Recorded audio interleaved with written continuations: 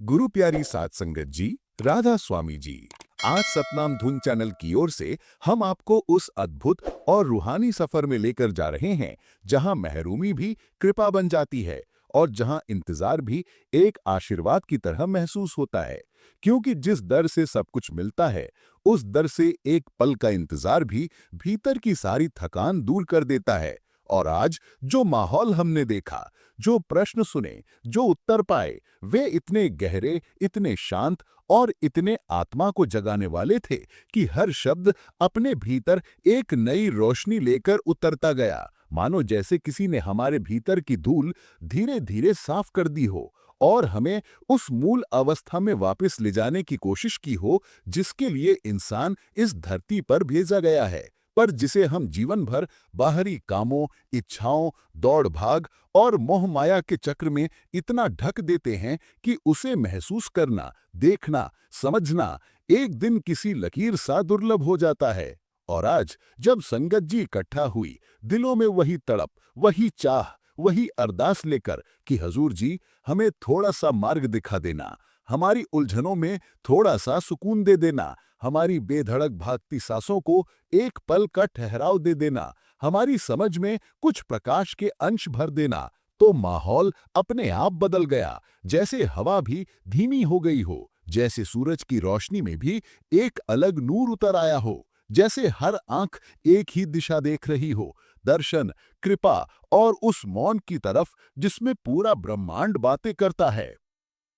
आज का दिन कुछ अलग था, बेहद अलग, क्योंकि आज केवल दर्शन नहीं हुए, आज सवाल हुए, जवाब हुए, और वो भी इतने सहज, इतने सरल और इतने सीधे दिल में उतर जाने वाले कि लगता था जैसे गुरु महाराज ने हर प्रश्न पूछने वाले की पीड़ा को पहले ही पढ़ लिया हो और उसी के हिसाब से एक ऐसा उत्तर दिया हो जो सिर्फ एक लाइन नहीं बल्कि एक पूरा रास्ता बन जाए। और संगत जी, जब पहली ही आवाज आई, एक प्रश्न करने वाले भाई ने अपनी हिम्मत जोड़कर कहा कि बाबा जी, जब मन बहुत अशांत हो जाता है, जब घर के हालात उलझ जाते हैं, जब रिश्ते टूटने लगते हैं, जब समझ नहीं आता कि किस दिशा में जाएं, तब क्या करें? तो हजूर जी ने बड़ी शांति से, बड़ी नरमी से और बड़ी निश्चितता के साथ कहा, बेटा, जो भीतर टूट रहा है वो बाहर भी असर करेगा ही करेगा, लेकिन अगर भीतर संभल गया, अगर भीतर स्थिर हो गया, अगर भीतर भगवान की याद टिक गई, तो बाहर का शोर चाहे कितना ही बड़ा क्यों ना हो, तुम डगमगाओगे नहीं। इसके बाद कुछ पल का मौन हुआ, वो मौन जिसमें जवाब भी था और आश्वासन भी था। और उसी मौन में पूरी संगत ने जैसे अपनी सांस रोक ली और फिर धीरे धीरे सभी ने महसूस किया कि यही तो असल रास्ता है, भीतर को थामना, भीतर को संभालना, भीतर को साफ रखना, क्योंकि बाहर का संसार तो हमेशा बदलता रहेगा। इसी के साथ एक और प्रश्न आया।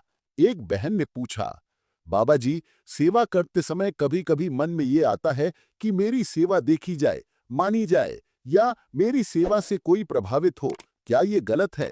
हजूर जी मुस्कुराए और बोले, बेटा, सेवा कभी दिखाई नहीं जाती, सेवा तो की जाती है, और अगर सेवा का भाव सही हो तो उसे ऊपर वाला अपने आप देख लेता है। जिस सेवा को दिखाना पड़े वो सेवा कम और लेन देन ज्यादा हो जाती है। तुम बस दिल से करो, बाकी सब उसी पर छोड़ दो जिसने तुम्हें सेवा करने का सौभाग्य दिया है। इस जवाब में एक गहरा संदेश था कि सेवा का मूल्य उसकी नीयत में है, उसकी मात्रा में नहीं, और इस बात ने पूरी संगत को अंदर तक छू लिया। इसके बाद वातावरण और भी शांत हो गया।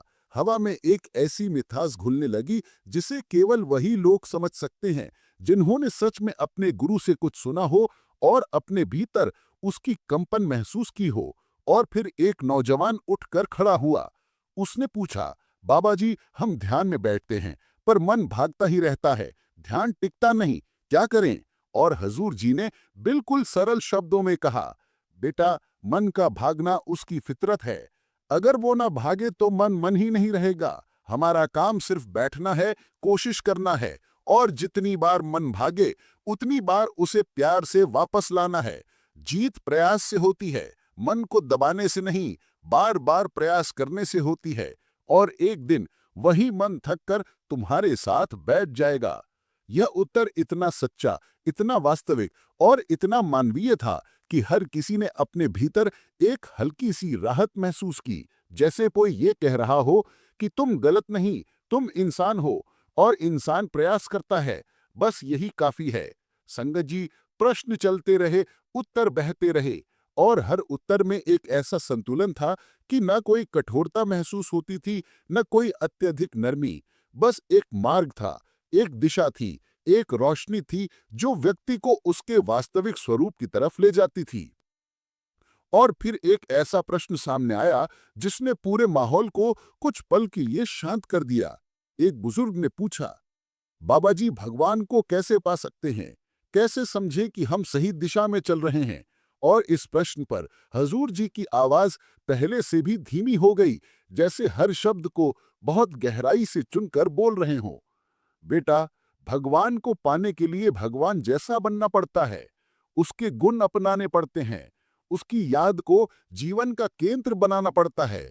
बाकी सब रुक रुक कर अपने आप ठीक हो जाता है। जब इंसान भीतर साफ हो जाए, नीयत साफ हो जाए और दिल साफ हो जाए, तो भगवान को पाना कोई कठिन काम नहीं रहता। वो तो ऐसी हवा की तरह है जो हमेशा आपके आसपास है, बस आपको अपनी खिड़की खोलनी है। यह वाक्य ऐसा था कि पूरी संगत जैसे कुछ सेकंड के लिए स्थिर हो गई, और यही स्थिरता ही तो रूहानी यात्रा की सबसे पहली सीढ़ी है। इसी बीच कुछ छोटे बदलावों के साथ पूरा माहौल फिर से हल्का हुआ।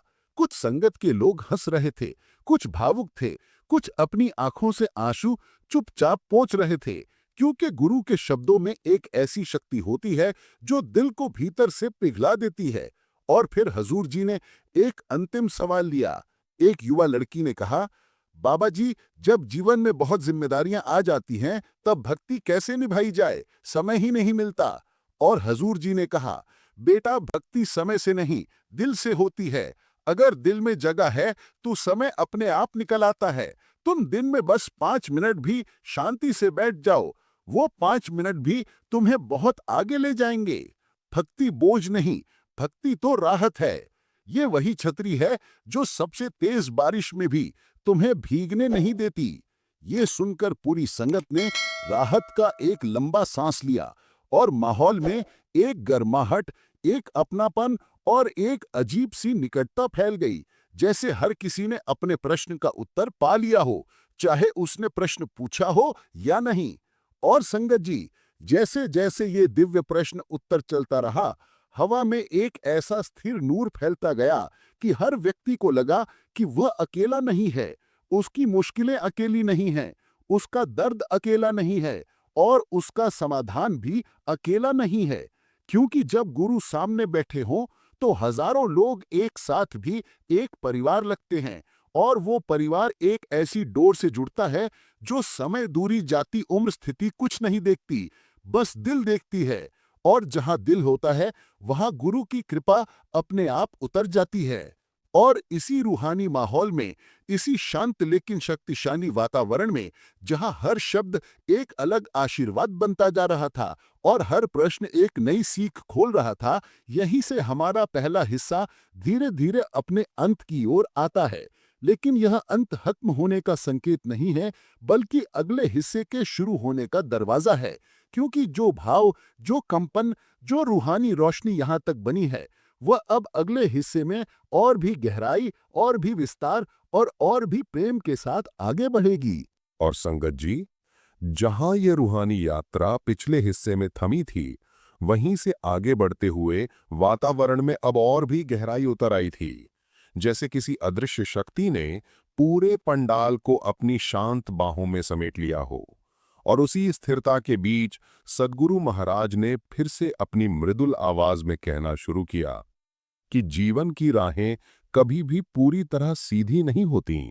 हर मोड़ पर कुछ नया मिलता है, कहीं सीख मिलती है, कहीं धैर्य की परीक्षा, कहीं अपने ही भीतर छिपे भाव उभर कर सामने आते हैं। और जब इंसान इन सब अनुभवों को गुरु की दृष्टि से देखने लगता है, तब उसे समझ आता है कि कोई भी घटना बिना कारण की नहीं घटती। हर दुख, हर सुख, हर मुलाकात, हर बिछुड़ाव, सब किसी उच्च उद्देश्य का हिस्सा हैं। और उन्होंने कोमलता से कहा कि अक्सर लोग सोचते हैं कि अगर रास्ता कठिन है तो शायद ये मेरे लिए नहीं है, पर सच्चाई ये है कि कठिन रास्ते ही हमें मजबूत बनाते हैं। वहीं से आत्मा की चमक निकलती है और यहीं से भक्ति का असली रस शुरू होता है।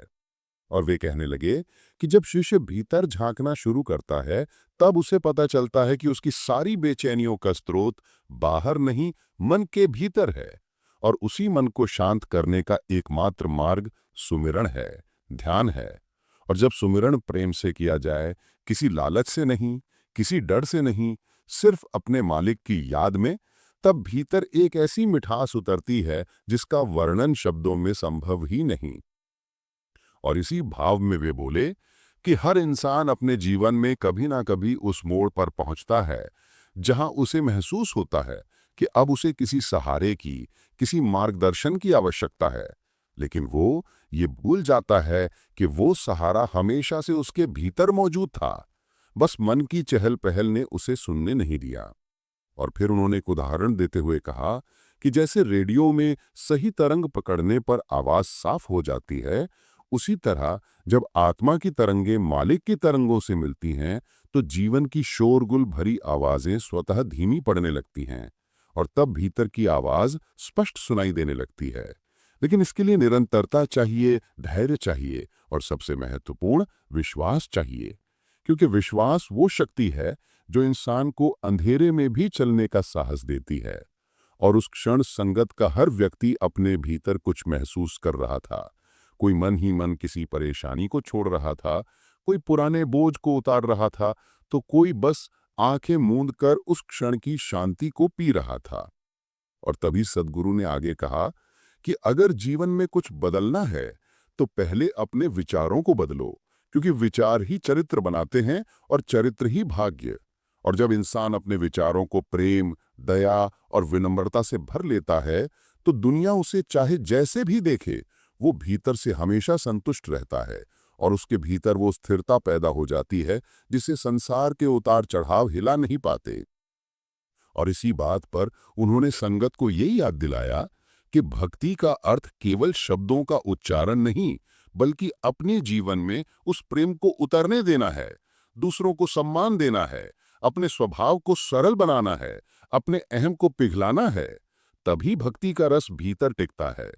और उन्होंने मुस्कुराते हुए कहा कि गुरु आपसे कुछ छीनना नहीं चाहते, वे केवल आपको आपसे मिलवाना चाहते हैं, उस असली मैं से जो इच्छाओं, डर और तुलना के बोझ में दबकर अपनी पहचान खो चुका है।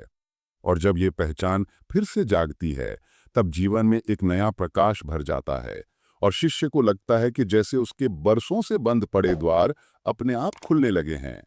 और उसी समय वातावरण में फिर से एक अद्भुत शांति उतर आई, जैसे पूरे स्थान पर समय ठहर गया हो, कोई हल्की आवाज भी उस मौन को तोड़ने की हिम्मत न कर रही हो। और कुछ संगत के सदस्यों के चेहरे पर वो दिव्य चमक दिखाई दे रही थी जो सिर्फ सत्संग सुनकर नहीं, बल्कि अनुभव करके आती है। और जैसे जैसे महापुरुष अपनी वाणी को आगे बढ़ाते गए, उनका हर शब्द मानो सीधे दिल पर उतरता गया। उन्होंने कहा कि गुरु का मार्ग सरल है, लेकिन मन उसे कठिन बना देता है। मन चाहता है कि सब कुछ उसकी इच्छा से हो, और जब ऐसा नहीं होता तो वो शिकायत करने लगता है। लेकिन गुरु की राह शिकायत की नहीं, समर्पण की है। और जब समर्पण आ जाता है तो एक एक करके मन के बंद दरवाजे खुलते चले जाते हैं और आत्मा उस सौंदर्य को देख पाती है जिसे वो इतने समय से ढूंढ रही थी। और इस सुंदर पल में उन्होंने संगत को ये भी समझाया कि जीवन में असली सफलता वही है जहां आप भीतर से शांत हैं, संतुष्ट हैं और आपका मन मालिक की याद में स्थिर है, क्योंकि बाहरी उपलब्धियां क्षणिक हैं, लेकिन भीतर की शांति अमूल्य है। और धीरे धीरे सत्संग अपने अंतिम चरणों की ओर बढ़ता गया और अंत में उन्होंने बहुत प्रेम से सभी को अपने जीवन में ध्यान को प्राथमिकता बनाने की सलाह दी, क्योंकि ध्यान वो दरवाजा है जो इंसान को उसके स्रोत तक पहुंचाता है। और फिर उन्होंने हाथ जोड़कर सभी को प्रेम, नम्रता और सेवा की राह पर चलने का आशीर्वाद दिया। और जैसे ही उनके शब्द समाप्त हुए, पूरे वातावरण में एक दिव्य मिठास फैल गई। किसी के मन में कृतज्ञता की तरंग उठी, किसी के भीतर नई शुरुआत का संकल्प, तो किसी की आंखें अपने आप भर आईं। और इस पूरे रूहानी माहौल में मैं आप सभी प्यारी संगत से फोल्डेड हैंड्स के साथ अत्यंत विनम्र भाव से निवेदन करता हूं कि अगर आपको सतनाम धुन चैनल का ये प्रेम रस से भरा सत्संग अनुभव अच्छा लगा हो, अगर इसने आपके दिल को छुआ हो, आपको भीतर थोड़ी भी शांति दी हो, तो कृपया इस चैनल को लाइक, शेयर, सब्सक्राइब अवश्य करें ताकि ये रूहानी संदेश और अधिक दिलों तक पहुंच सके और हर आत्मा इस अमृत समान शब्दों का लाभ पा सके। आपका एक छोटा सा समर्थन किसी और के जीवन में प्रकाश बन सकता है।